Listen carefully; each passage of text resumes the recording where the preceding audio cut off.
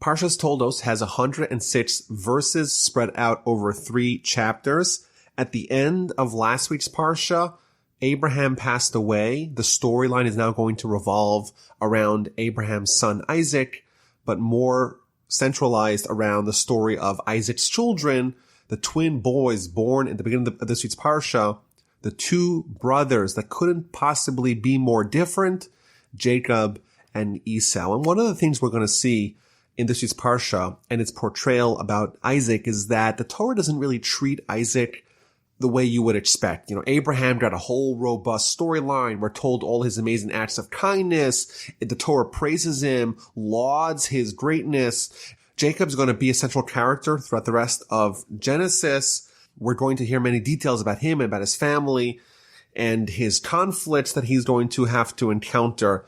Isaac's story is somewhat unusual, that we don't really get a lot of detail, a lot of color about his characteristics, about his character traits, about his interactions that he's had. And, even the episode of the Binding of Isaac, it's called the episode of the Binding of Isaac, but the way it's portrayed, the way it's positioned by the Torah is it's really a test about Abraham. And that storyline, that unique treatment of Isaac is going to continue throughout this week's Parsha, where the Torah is going to be a little bit hands-off-ish with how it relates to him, as we will see.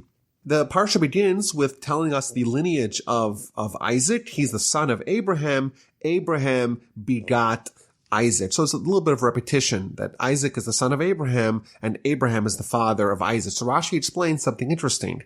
We know Sarah was barren for many, many years. Isaac was only born to Sarah after she was 90 years old and Abraham was 100. And Abraham and Sarah were married for a long time before Isaac was born. But right before Isaac was born, Sarah was kidnapped and was held in the house of Avimelech overnight. And there were people, the scoffers of the generation, tells us Rashi. The scoffers of the generation, they used to say that, who Isaac's real father is? It's not Abraham. It's Avimelech. After all, Sarah was with Abraham for so long, and she didn't become pregnant. And then she spends one night with Avimelech, and Isaac is born.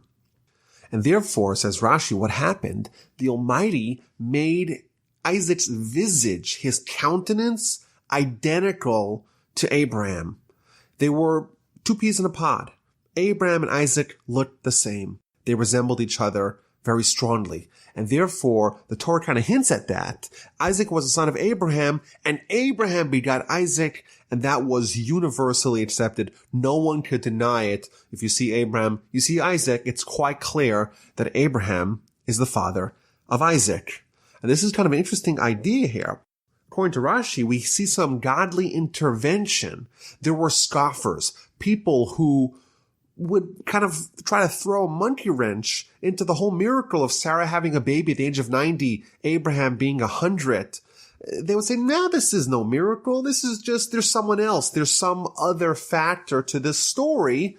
And we see here the Almighty intervening, silencing the critics, and making it clear to all that this was indeed a miracle. And in fact, there's an ancient Jewish axiom that one leitzanos, one scoffer, one cynic is able to cast away the impact of 100 reprimandations. The cynics are people that are very harmful because once they kind of cast aspersions into the narrative of the righteous, it's very hard to get the onlookers to be inspired.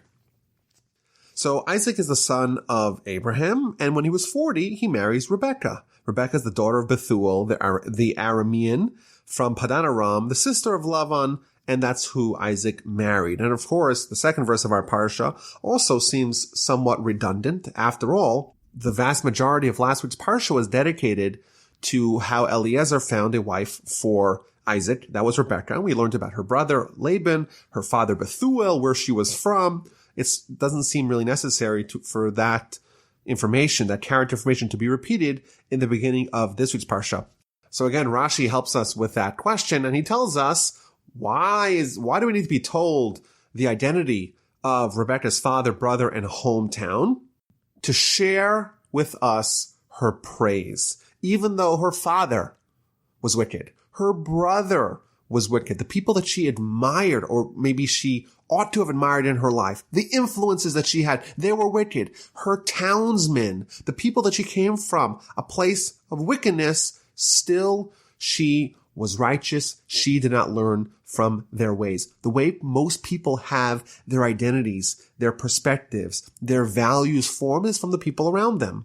In fact, even today in America, most people live pretty close to where they grew up, and they don't diverge from their parents and from society very much. There's certain kind of limitations, parameters of how much ordinary people change over the course of their lives from where they began. And here we see Rebecca. She's going to be the mother of the Jewish people, essentially. And she's a little bit like Abraham. She's a maverick. She grows up with people who are idolaters, who are pagans, who are wicked, yet she has the intestinal fortitude, the independent resolve to chart her own path of righteousness in her life. She was independent, even though she was submerged in a wicked pagan world that embraced all manners of sin and all sorts of morally questionable behavior. She was able to overcome that, and therefore we're reminded, look where she came from and look what she became. And they're married, and the rosy relationship hits a speed bump. Why? Because Rebecca is infertile. Like Sarah before her, she is barren. So what do Jews do when there is infertility? Well, they pray. So Isaac starts praying to the Almighty, and Rebecca starts praying to the Almighty. And the third verse of the Parsha, verse 21, the Almighty allowed himself to be entreated by him, and his wife, Rebecca, conceived. So here we see something interesting. Today, thankfully, they have all kinds of treatments, in vitro fertilization, all these amazing medical developments of dealing with a problem that really exists in a lot of couples, a lot of families in the world, that there is infertility. And here we see another angle, or like a spiritual angle, to what ostensibly is a medical problem. We see that at least Abraham and Isaac and Rebecca and people of the Bible, people of the Torah, they view it in kind of the spiritual realm. And they say, okay, if someone has a baby, where's that come from? Also comes from God. So therefore, if someone is infertile, is not able to have children, well, then that comes from the Almighty as well. And therefore, well, what's the solution? The solution is to pray. And this is kind of like a high level thing that we see in many instances in Jewish literature.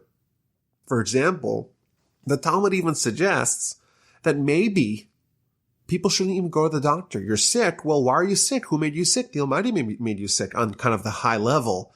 And therefore, well, figure out what sin you've been doing. Figure out what message the Almighty is trying to send you. Fix the underlying problem, and then the symptom will go away.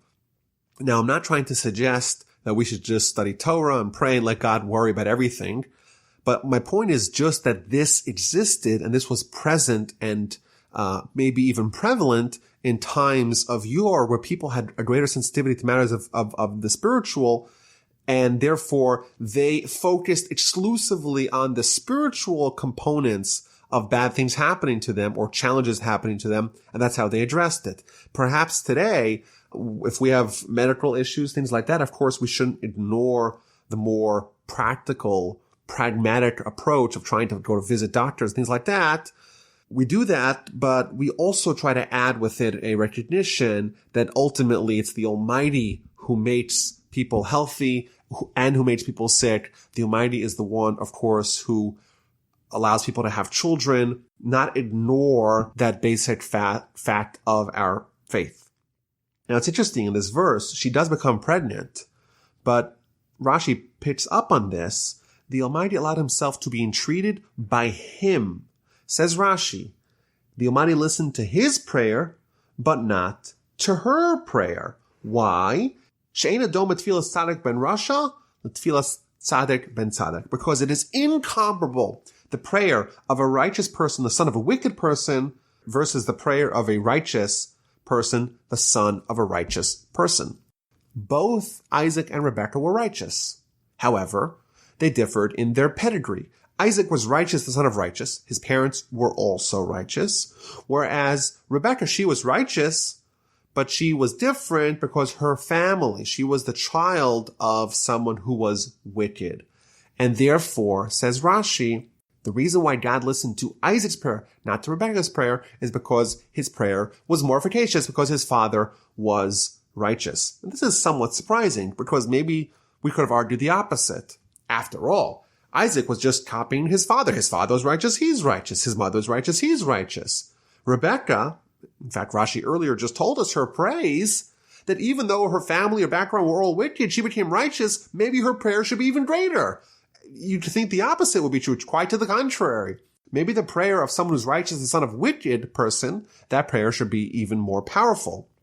Yet here we see that the prayer of Isaac outweighed, was more effective than the prayer of Rebekah. So there's a few answers to this question. I want to share the answer that I heard from my grandfather. And he said something very powerful. He said prayer, at its root, at its core, prayer is a tacit acknowledgement of a person's own feebleness, a person's own vulnerability, a person's own lack of ability to affect and to effectuate results. We're coming to God and we say, listen, we don't have the ability. We're helpless. Only you have the power to do it. You have all the power. You're omnipotent. You're the one who has the ability to affect the results that we want. That's what prayer is. Prayer is about man humbling himself or herself before God. That's what prayer is.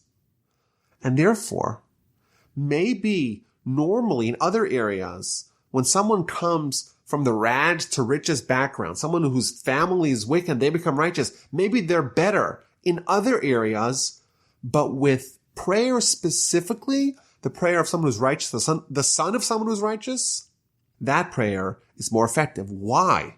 Because to pray effectively, you have to be humble. Which one of those people has it easier to be humble? Abraham, he was a celebrity.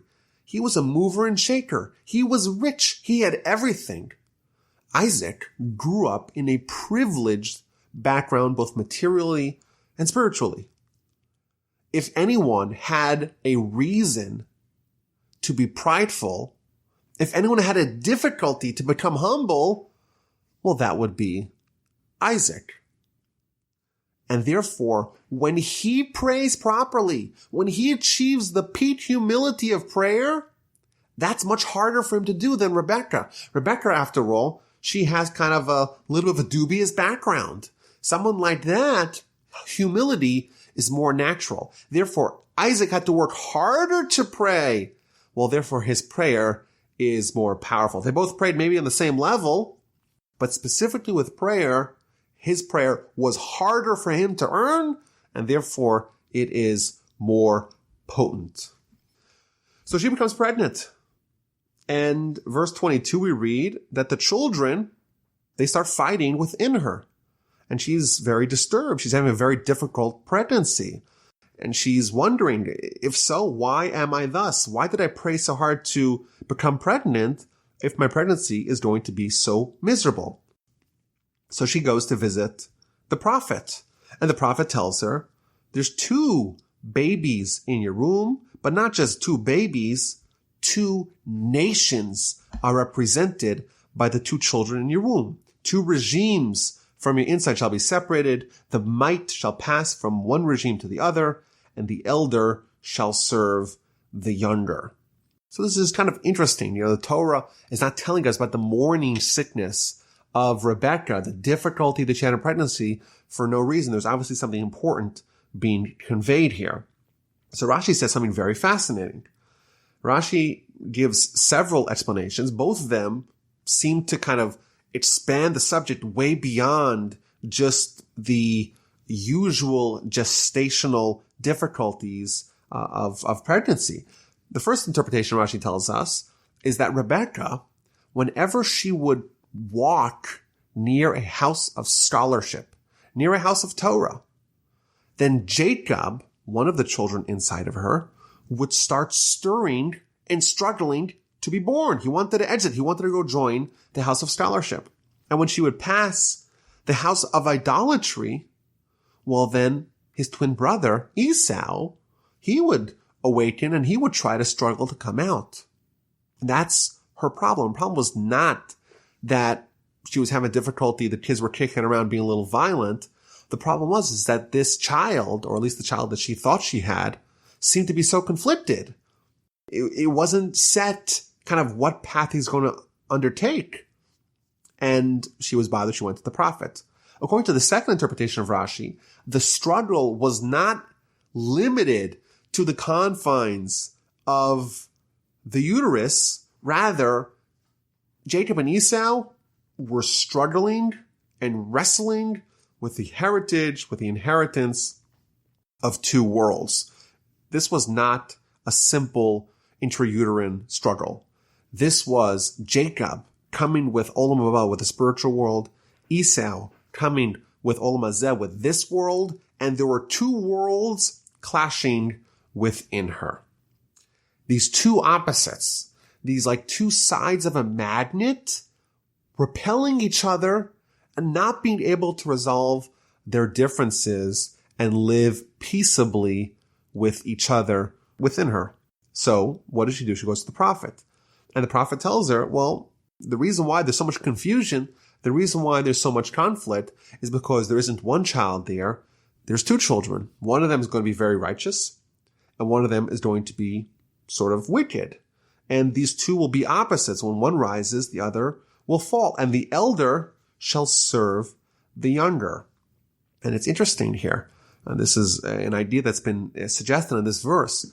Initially, she thought she had only one child. And therefore, according to the first interpretation of Rashi, she was worried that this child was not settled. The child seemed to have contradictory impulses. And then the prophet tells her that, well, there's two babies. And each one independently is desirous of different worlds. And Rebecca, well, she's assuaged because it's better to have one righteous child and one wicked child than only one child who's conflicted. Because when someone's righteous, well, that's a good thing. When someone's wicked and they know they're wicked, you know what? They could still be helped. They could still be saved. There's still hope for them. Whereas if someone is a mishmash, if someone is a total just oxymoronic behavior, conflicting behavior, just one day trying this, one day trying that, never settling, they don't really have a bright future awaiting them. So her term is completed, and behold, there's twins. And the first one's born, and he's all red, and he's very hairy, and they name him Esau. And after that, his brother emerged, and his hand is grasping on the akev, on the heel of Esau, and his name is Jacob, Yaakov. And Isaac is 60 years old when she bore them. So there's a 20-year gap from the marriage when Isaac was 40. Now Isaac is 60 when his two twin boys are born. So we're told, again, more details that seem to be trivial. Esau is a redhead. He's hairy. They call him Esau. Jacob is born and his hand is clutching the heel of Esau. These little tidbits of information are cute for the family, but the Torah obviously believes that there's some lasting value for us to know somewhat of the birth narrative of Jacob and Esau. So Rashi opens up this whole subject by starting off with a very shocking statement. Esau was born a redhead, says Rashi, 5 words. This is a sign that he will be a murderer. And this is just an interesting idea that we see, that in the physical realm, someone's hair color, at least in this instance, it seems to have roots in the spiritual world. And therefore, even though Esau is just being born, there's this color scheme that he has that the Torah already sees as indications portending to him being a murderer. In fact, in throughout the rest of the Bible, we see this episode appear, or this kind of theme appear again. Samuel, when he meets David, and he eventually is going to anoint him as the king of Israel, he's very disturbed because he sees that David too is a redhead, and he's worried that maybe this is Esau incarnate. This is another version of the murderous Esau. Maybe this is not the good candidate for the king of the Jewish people. Ultimately, he is comforted when he sees that David's eyes are fair.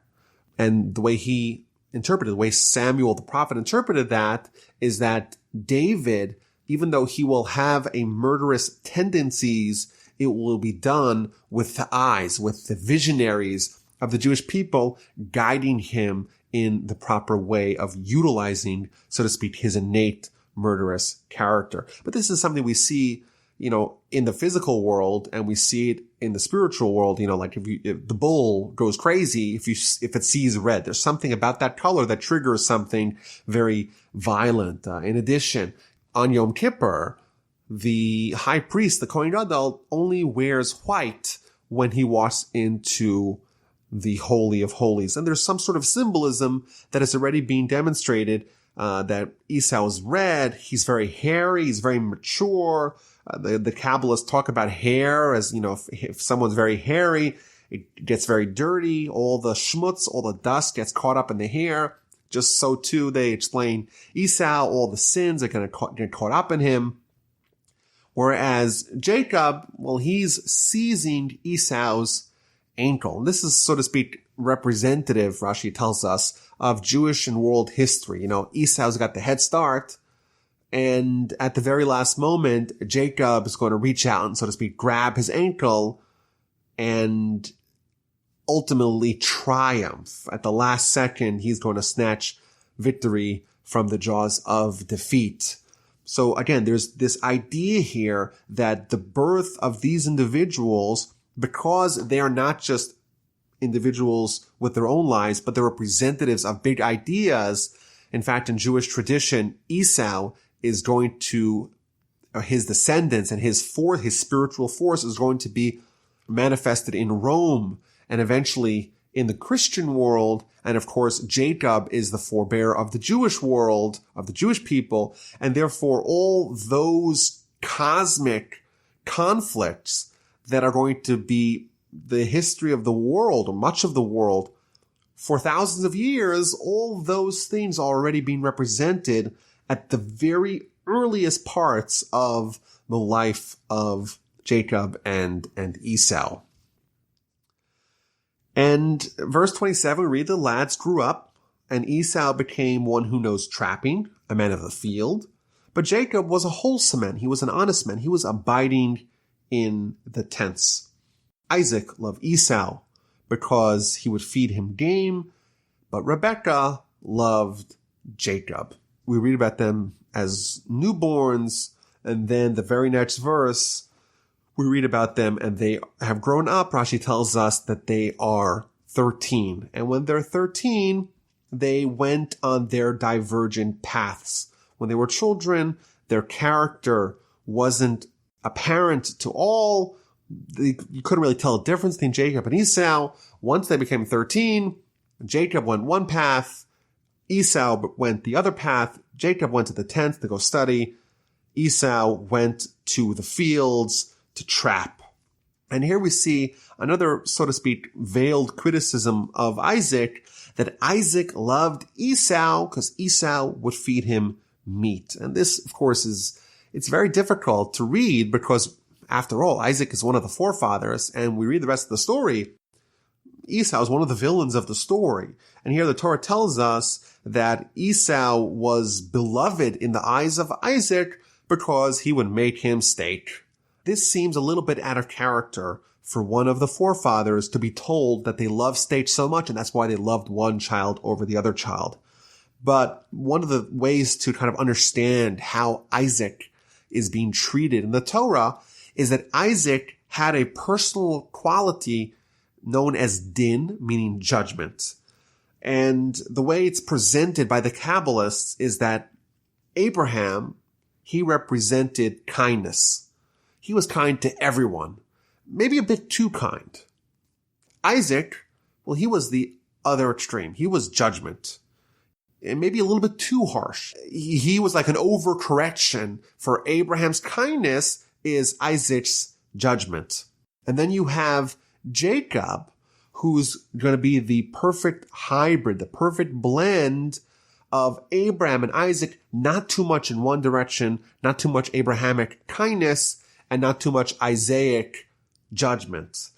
But because Isaac represents judgment, which is a very harsh, very strict, very rigid treatment, therefore the Torah treats him with judgment, very strict, very exacting, and therefore it was able to find some flaw in Isaac's character, something that related to him enjoying the meat provided by his son, and that's how it presents him. It takes the small flaws, amplifies them 1,000,000 times their true size, and presents that. That's indeed the way of judgment of Isaac, and that's the way the Torah treats him.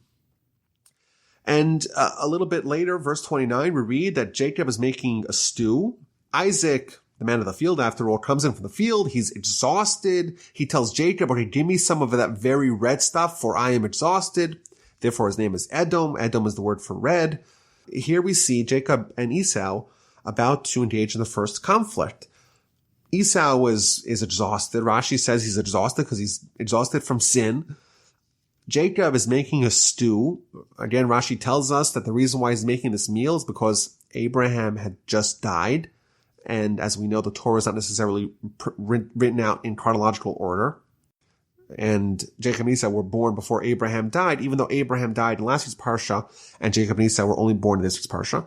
So Jacob is making the meal for the comforting and bereavement of Isaac, and Esau shows up, and Esau says, I want to eat that. Give me some of that very red stuff. And Jacob says, sure, I'll give that to you, but you have to sell to me your firstborn birthright. And Esau says, what do I need it? I'm going to die anyhow. What use is the birthright?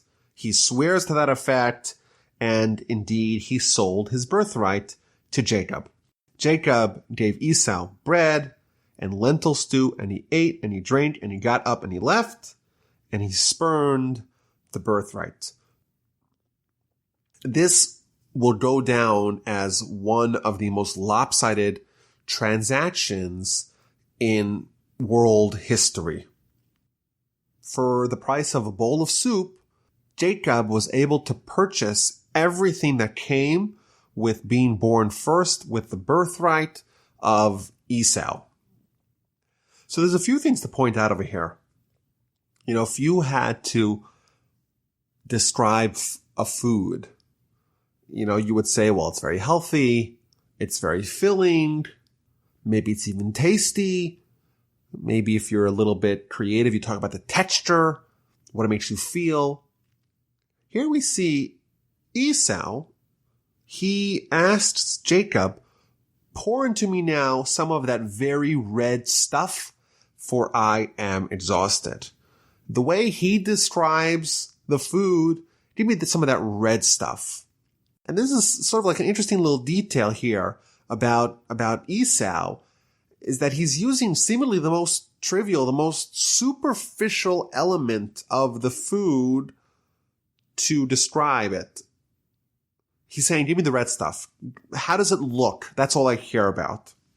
And maybe this is a somewhat of an inkling into his character, that he's going to be very superficial. He's not going to get deep into the essence of anything. He's going to be worried about how something looks. If it looks great, they want it. If it doesn't look great, if it's not red, if it's not shiny, if it doesn't have pizzazz, he's maybe not interested. That's the first thing we see. And the next thing we see is that Esau justifies this transaction. He says, listen, what do I need it? I'm going to die. So of what use to me is a birthright? So Rashi explains that there was a dialogue. Esau said, well, what do I have with the birthright? Jacob responded, well, you got to do work in the temple. The firstborn is going to be the high priest and get to work in the temple. And then there's all these responsibilities and all these spiritual benefits that you have. So Esau tells him, well, why don't you detail some of those things? So Jacob starts detailing, well, if you drink alcohol and go into the temple, you die. Well, if you're not wearing a head cover, you die. All these important laws needed to be followed to a T in the temple. And Esau responds, well, if I had those responsibilities, I'm going to die. I don't want that. You take it. That's how Rashi explains, look, I am going to die, so of what use to me is a birthright? But I think it does, kind of more broadly speaking, it is kind of interesting. When someone is made to know of their pending demise, if someone knows they're going to die soon, it's kind of an interesting question. Is that going to be a spiritual motivator or not? The Talmud tells us that if someone ruminates on their own mortality, that's a tactic to embrace their spiritual self. If someone remembers they're going to die, if someone knows where they came from, knows where they're going to end up, know you're going to end up in a place of dust, worms, and maggots, you realize that your life over here has a shelf life. It's not going to be forever. You're going to go face God soon enough. Well, that could really stir you to try to re-examine what you're living for and try to live for a more spiritual-centric life. And here we see that Esau, it's the opposite. When he comes to encounter his own mortality, his limited time here, then he says, okay, what do I need the spiritual birthright? Give me the physical pleasure of the bowl of soup. Let me enjoy that. That is preferable to me, in my eyes, at this time, than the birthright. And maybe we could even argue that this is a bellwether of who a person really is. If you ask someone, what do you do when you realize, or if you were to realize that you don't have a lot, you have a week to live, or you have a month to live, or you have an hour to live, what do you do? If the answer is, well, I try to maximize the physical material pleasure before time expires, well, it shows that you're probably living on the more Esau track of life. Whereas if you say, oh no, I only have a few more minutes, hours, days, months, or whatever, I better try to stockpile mitzvahs. I can only be here for a little bit longer. I better try to accomplish as much as I can in the spiritual realm before I am ushered to the spiritual world. Then it's quite likely that you're more of the Jacob variety, where your focus is the spiritual world. Sometimes we forget about that. We lose sight of that. But for people like that, indeed, remembering your own mortality will hopefully inspire you to pursue a spiritual agenda. Chapter 26 begins with another famine. There was a famine in the times of Abraham. Now there's an additional famine. Isaac again has to travel. He goes to Gerar, which is the second place that Abraham went. And it seems like he was on the doorstep of going down to Egypt. God appears to him, don't go to Egypt. Dwell in the land that I shall indicate to you. Live in this land. I'll be with you. I'll bless you. For to you and your offspring will I give all these lands. The promise that was given to Abraham that he'll have the land of Israel is repeated to Isaac, and establish the oath that I swore to Abraham your father. I will increase your offspring like the stars of the heavens, and I will give your offspring all these lands. Again, all these promises that were given to Abraham and I repeated to Isaac, and all the nations of the earth shall bless themselves by your offspring. Why? What's the justification for this blessing? Because Abraham obeyed my voice and observed my safeguards, my commandments, my decrees, and my Torahs. Again, we see that all this is in the merit of Abraham. Only Abraham is worthy of praise. It's not because of Isaac. Again, we see that the Torah treats Isaac a little bit coolly with a dose of his own judgment that he conferred upon others. And this is kind of interesting here because we're told that Abraham obeyed God's voice, observed God's safeguards, commandments, decrees, and Torahs. And Rashi explains that this really covers the entire gamut of Torah. He withstood the tests. He fulfilled the mitzvos, all kinds of mitzvos, the ones that are more logical, the ones that we have to just rely on God, that don't make any sense to us, like why can we eat this food, not that food? Why can we wear wool? We can wear linen. We just can't wear the mixture of the two. Abraham observed it all. And this is kind of interesting that there's an idea, and this is echoed in the Talmud and other sources, that the forefathers, Abraham and Isaac and Jacob, actually observed all of Torah, even though the formal conveyance of Torah to the Jewish people does not happen in the entire book of Genesis. It only happens in the book of Exodus after the Jewish people were in Egypt for hundreds of years. They had the Exodus, and then at Mount Sinai, the national revelation with the conveyance of the Torah. So this is just an interesting thing. Indeed, there's been books written on this subject, going through all the details and all the various permutations of this idea. But there's this idea that it's important to know, and we see here plainly in chapter 26, verse 5, that Abraham observed all of Torah. In fact, there's an entire essay by the Ramban Nachmanides on the forefathers keeping the Torah pre-Sinai. In fact, he tells us something interesting. He says that Abraham, these people were prophets. They had abilities that we can't even fathom, and he was able to deduce on his own all of Torah and all the reasons for it and all the secrets of it, and he observed it, even though he wasn't obligated.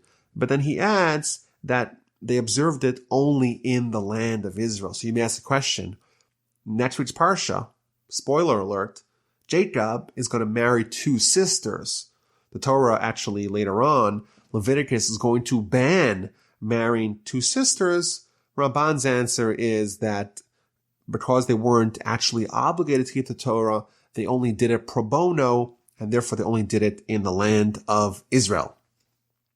So Isaac settles in Gerar.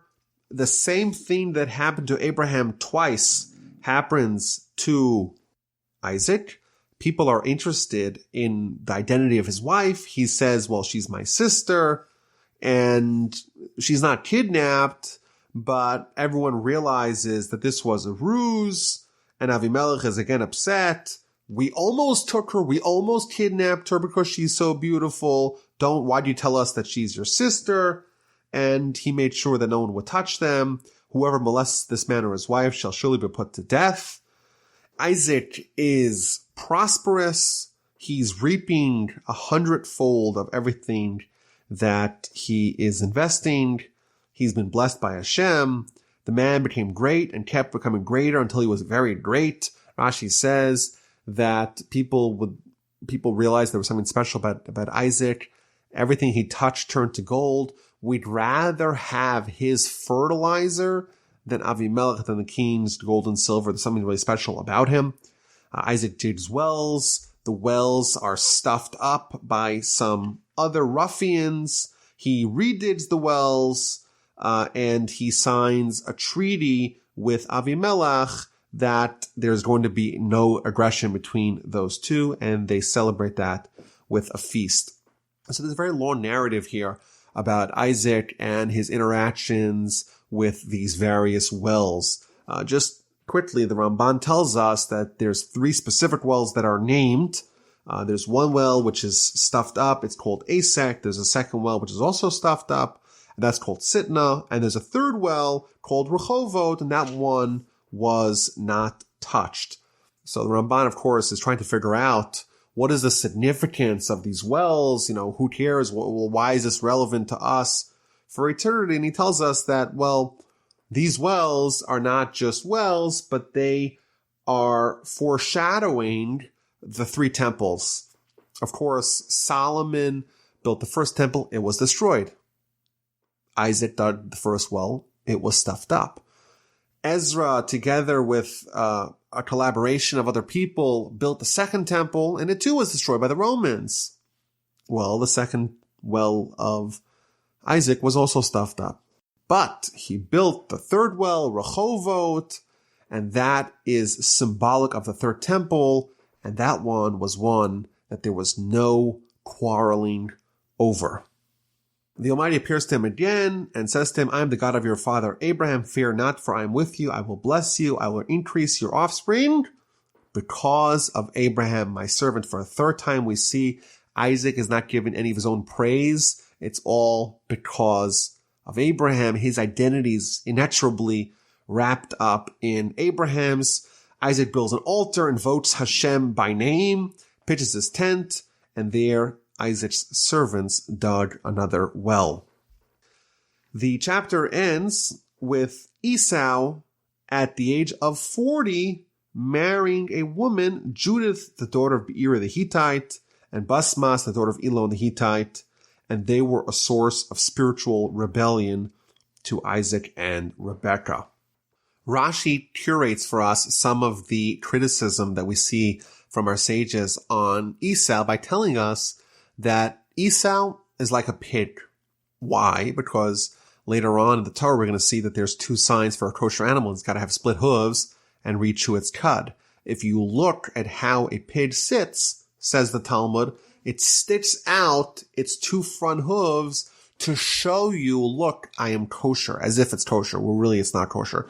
So a pig is something which displays deceptively its kosher characteristics while hiding the fact that it really isn't kosher. Similarly here, we're told about Esau that he's 40 years old and he marries two women. Well, who else was 40 when they got married? At the beginning of the parsha, we read that Isaac was 40 years old when he got married. And that was the rationale for Esau to get married again. Well, he said, listen, when my father was 40, he got married. I too will do the same. In his head, he's exactly like his father, Isaac. Again, we see more superficiality. Of course, there's a tremendous gulf separating Isaac and Esau, but in Esau's mind, I'm the same, and therefore I'm going to demonstrate it by getting married at the age of 40. My father got married at the age of 40 too. Of course, there's so much more to life and to holiness and to spirituality than the age when someone gets married.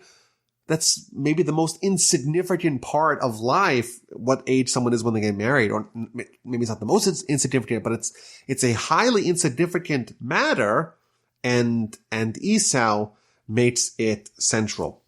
Chapter 27 is going to tell about a grand heist orchestrated by Rebekah, wherein Jacob is going to steal the blessing, usurp the blessings that Isaac had intended to give to his son Esau. And it came to pass when Isaac became old, his eyes dimmed from seeing, Isaac became blind, and he summoned Esau, his elder son, and said to him, my son. And he said to him, here I am. And he said, see now, I have aged. I do not know the day of my death. I'm getting old. Rashi tells us he was 123 years old. He's within 5 years of the death of his mother. His mother died at 127. He says, well, it's maybe my time. So he tells Esau, now sharpen, if you please, your gear, your sword and your bow, go out to the field, hunt game for me, make me delicacies as I love, bring them to me, I will eat so that my soul may bless you before I die. Abraham had amazing blessings. He gave them pointedly, specifically to Isaac and not to the rest of his sons. Seemingly, Isaac is about to do the same with his blessings before he dies, and he seems to want to give the blessings to Esau. But first, he wants to eat the delicacies. And we're already told at the beginning that his eyes are dim, he's blind. Why is he blind? Rashi gives us 3 reasons. Very interesting. The first one is that it connects to the last event of the previous chapter. The last event of the previous chapter is that Esau married these 2 women, and they were a source of spiritual rebellion to Isaac and Rebekah. Why? They did idolatry in their home. They would offer incense to their idols in the home of Isaac and Rebekah. And what happened to Isaac's eyes? His eyes couldn't bear the smoke of idolatry, and they went blind. That's the first explanation of why Isaac became blind. The second explanation is that when Isaac, and the episode of the binding of Isaac 2 weeks ago, he was on the altar, and his father wanted to slaughter him. At that time, the heavens opened, and the angels saw what was happening, and the angels were crying. And the teardrops of the angels fell and hit Isaac in his eyes, and therefore his eyes became blind. And the third interpretation of why Isaac became blind is so that Jacob will be able to usurp the blessing. As we will see, Jacob will have to resort to some sort of trickery in order to steal the blessings. And therefore, that was needed. So therefore, the Almighty orchestrated that he became blind. So it is kind of interesting. According to the first explanation, it's like a twist of irony. Esau himself, by marrying these idolatrous women, created the conditions for him to lose the blessing because he brought those women in the house and they caused indirectly Isaac to go blind. According to the final interpretation of Rashi, that Isaac became blind because God wanted Jacob to steal the blessings, we see direct divine intervention for the deception that will transpire. And I think that maybe the most interesting explanation is the middle one, where when Isaac was tied up on the altar, he saw the angels crying. It's a very strange imagery here that Rashi is telling us is the source of Isaac's blindness. And I don't know the details. What does this mean? Angels, they don't have tear ducts. What's going on?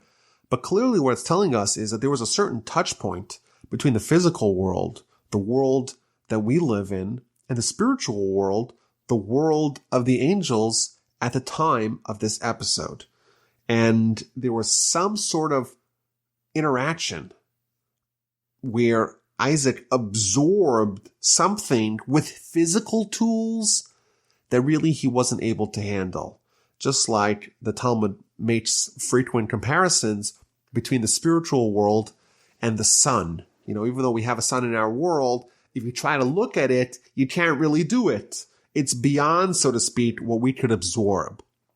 And therefore, during the episode of the binding of Isaac, there was something that Isaac experienced that was too much for him and impaired his vision.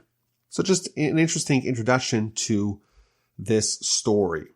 He tells Esau, go capture an animal and make me a steak, and I'm going to give you a blessing. Why does he have to have food before offering a blessing? So the Ramban tells us something interesting. The Ramban says is that this is no ordinary blessing. This blessing has to be conveyed prophetically. And the explanation for this is that for someone to give a regular blessing, we don't even know how valuable that is, right? I'm giving a blessing. How efficacious is that? However, there is this higher level of blessing, a spiritual blessing, a blessing which is done through prophecy, which is guaranteed to work. So whatever Isaac is about to bless, it's for sure going to happen. However, in order to become a prophet, you have to kind of allow your soul to soar to great spiritual heights. It has to kind of go up to the spiritual world. And you have something that's holding you down, that's weighing you down. You got this body that's totally foreign in the spiritual world. It wants to stay here. So you have this tension. The body's pulling someone down, the soul's pulling someone up. And in order for someone to actually get there to the top of the mountain, you have to find some way to bring the body on board, to cajole and woo the body to join. And therefore, what Isaac did here to achieve a level of prophecy was to make a stake and say, okay, we're about to have prophecy, and when we have prophecy, we have stake. Who's interested? And the soul says, prophecy? Of course I'm interested. The body says, stake? Of course I'm interested. And therefore, there's less tension. There's less resistance from the body. He threw a bone, so to speak, to the body to get it on board to allow him to ascend to great spiritual prophetic heights. Meanwhile, Rebecca overhears what's happening. She hears Isaac telling Esau to go to the field, and she realizes that there's something that's about to happen that she's very, very worried about. And she doesn't want Isaac to give the blessing to Esau. Instead, she wants Isaac to give the blessing to Jacob. So she comes up with a scheme. She says, okay, we're going to go get some animals and we're going to make a steak of our own. Remember, your father's blind, right? I want you to get dressed up as Esau, and I'm going to make your dad a steak, and you're going to get the blessings instead. You're going to masquerade as Esau, and you'll be able to acquire the blessings that your father intends to give to him. And Jacob responds, but my brother Esau is a hairy man, and I'm a smooth-skinned man. Maybe my father will feel me, and he'll give me a curse instead of a blessing. So his mother reassured him, no, don't worry. If your father curses, I will absorb the curse. Listen to me, it's very important. Go get the animals, and we're going to make the steak for Isaac. Rebekah then takes Esau's garments. She clothes Jacob in Esau's clothing, the distinct hunter clothing that was entrusted to her. She covers the smooth skin with something that Esau would wear. She gives him the steak and she says, go to Isaac, go get the blessing. So it's kind of interesting here. There's a disagreement between Isaac and Rebekah. Isaac wants to give a blessing to Esau. Rebekah recognizes that it really has to go to Jacob. So the Sepharna, one of the commentaries, in the end of this chapter, he explains something very important.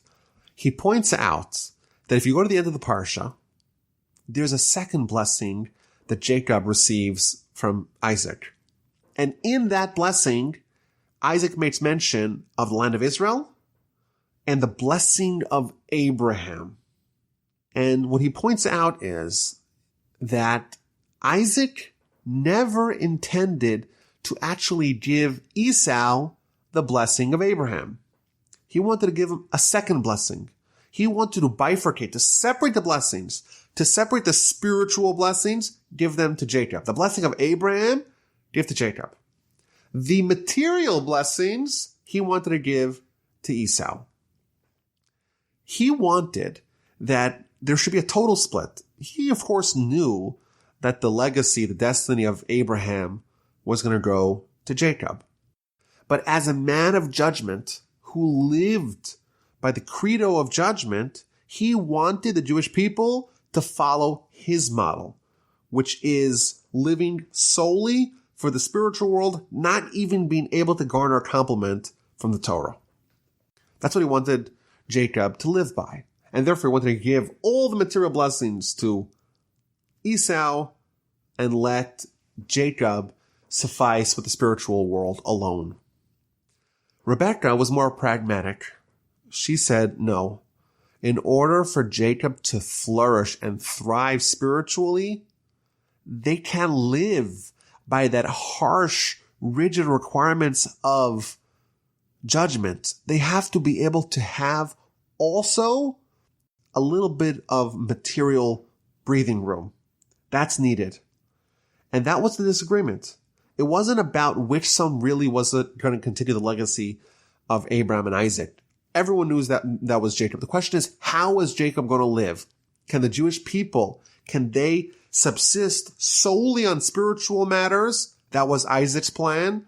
Or is it imperative for them to achieve their spiritual aims that they have also material plenty? And that was Rebekah's philosophy. And therefore she said to Jacob, you have to go and you have to usurp the blessing. And she orchestrated this heist. So Jacob comes to his father. He says, okay, I am here. And Isaac starts investigating. Who are you, my son? So Jacob responds kind of like a politician. It is I, Esau, your firstborn. Which Rashi explains, it is I am I. Esau is your firstborn. But you could read it, it is I, Esau, your firstborn.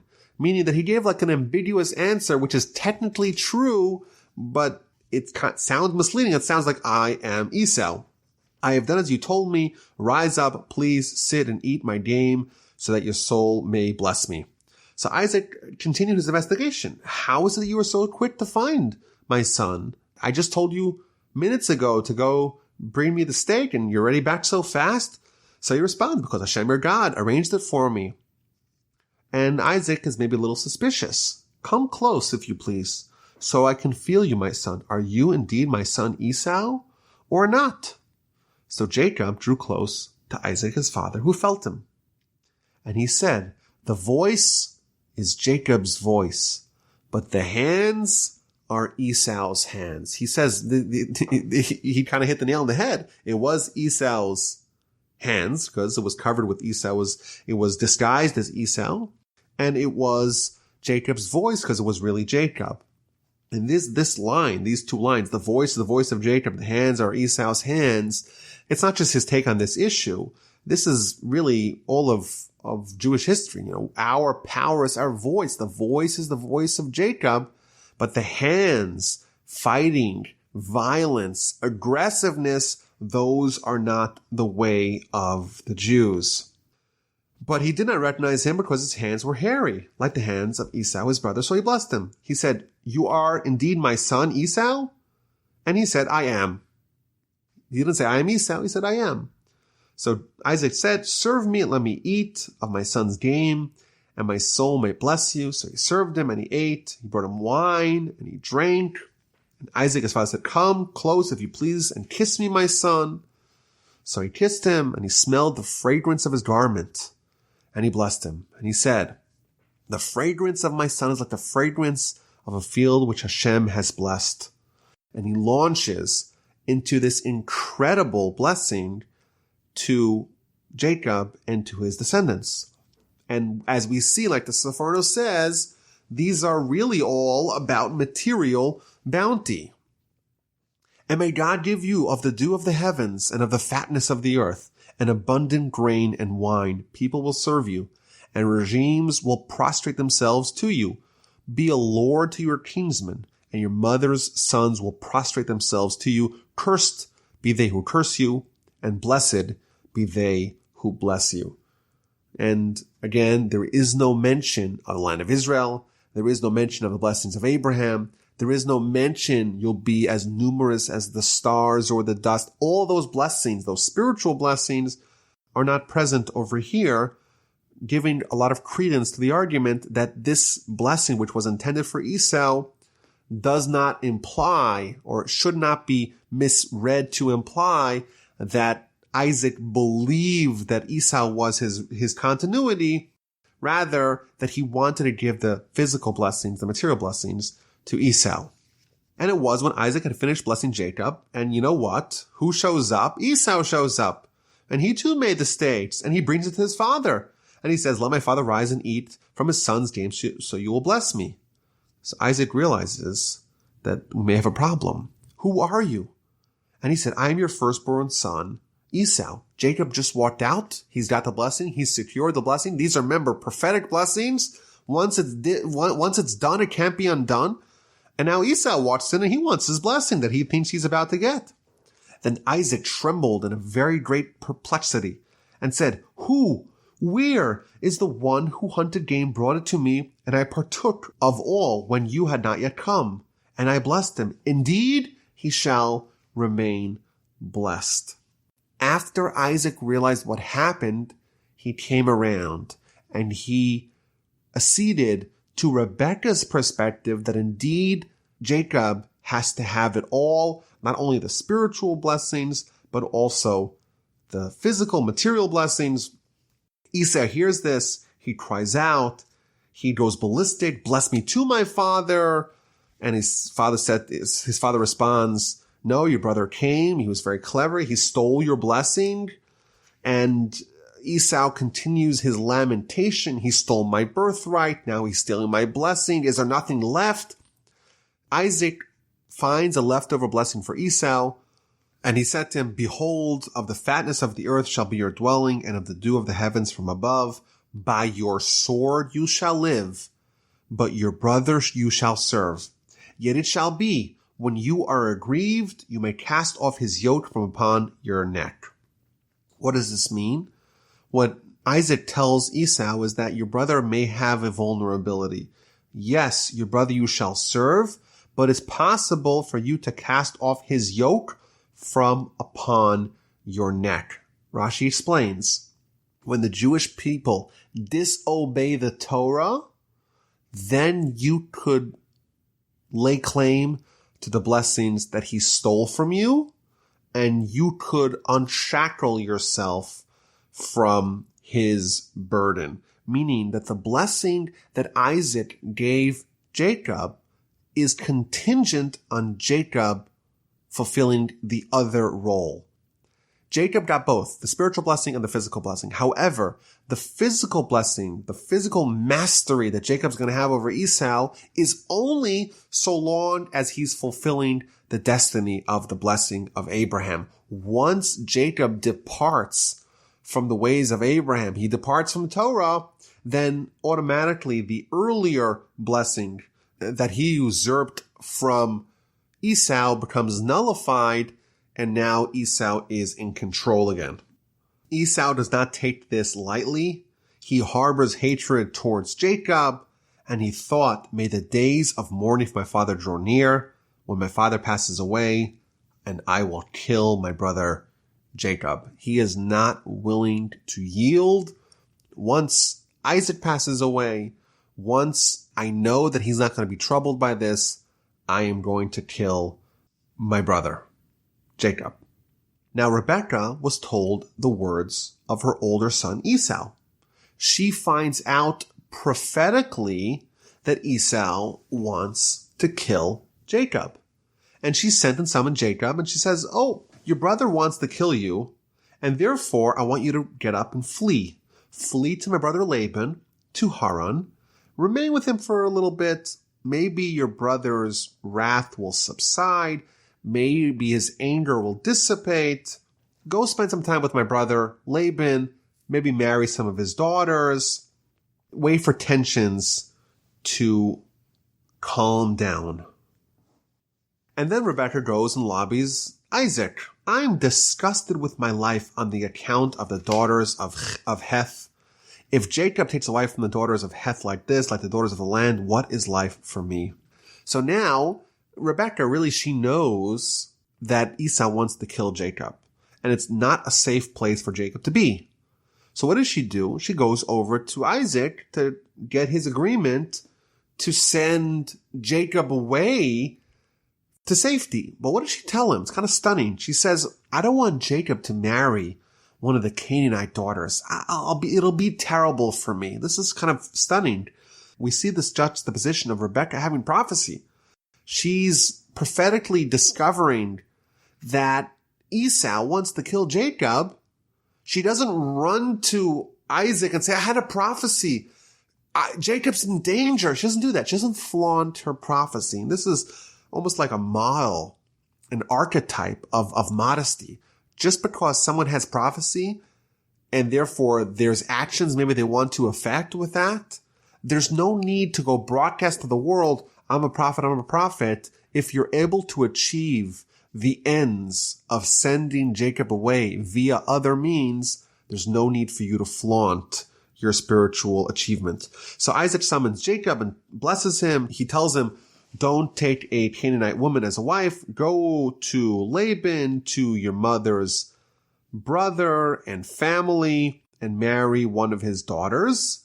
And here he gives him a blessing. And may God bless you and make you fruitful and make you numerous, and may you be a congregation of peoples. May he grant you the blessing of Abraham to you and your offspring, that you may possess the land of your sojourns, which God gave to Abraham. So again, here we see once Isaac is sending Jacob away to go travel east to Haran, to go marry a daughter of Laban, now he gives him the actual most important blessing, the blessing of Abraham, which includes possession of the land of Israel. So Isaac sent Jacob away. He went to Padan Aram, to Laban, the son of Bethuel, the brother of Rebekah, the mother of Jacob and Esau. Just as a quick note here, very important Rashi in verse 5 here. The last words bother Rashi. Like Isaac sent Jacob away to Laban, the son of Bethuel, the Aramean, the brother of Rebekah, the mother of Jacob and Esau. If there's one thing that we know from this parsha, is that Rebekah is the mother of Jacob and Esau. So why is it necessary for us to be told this information again? And Rashi gives a stunning answer. Rashi says, Eini yodea ma melamdenu. I do not know what this teaches us. Of course, Rebekah is the mother of Jacob and Esau. Everyone knows that. The Torah telling this to us seems redundant, and I don't have an answer for you to explain what the meaning is. Other commentaries offer explanations, but this is maybe a lesson in its own right that it's proper to say, I don't know. That's a very good answer to most questions. The Parsha ends. Esau, he sees that Isaac blessed Jacob, and he goes and marries other women atop his existing women. He goes to Ishmael and marries his daughter on top of his existing wives. He's trying to impress his father. His father doesn't want Jacob marrying Canaanite women, so he'll also go marry some other woman who's not a Canaanite. Of course, he doesn't divorce his existing Canaanite wives, but he feels like he's done his fair share. Again, more superficiality on Esau's part to kind of show that he's just like Isaac, he's just like Jacob, he's just as spiritual as them. He too will marry a woman that's not a Canaanite. Yes, of course, he still is married to other Canaanite wives, but why are we even talking about that? And thus concludes our Parsha. Next Parsha, we're going to follow Jacob as he flees from his brother and he travels east to find a wife from the daughters of Laban.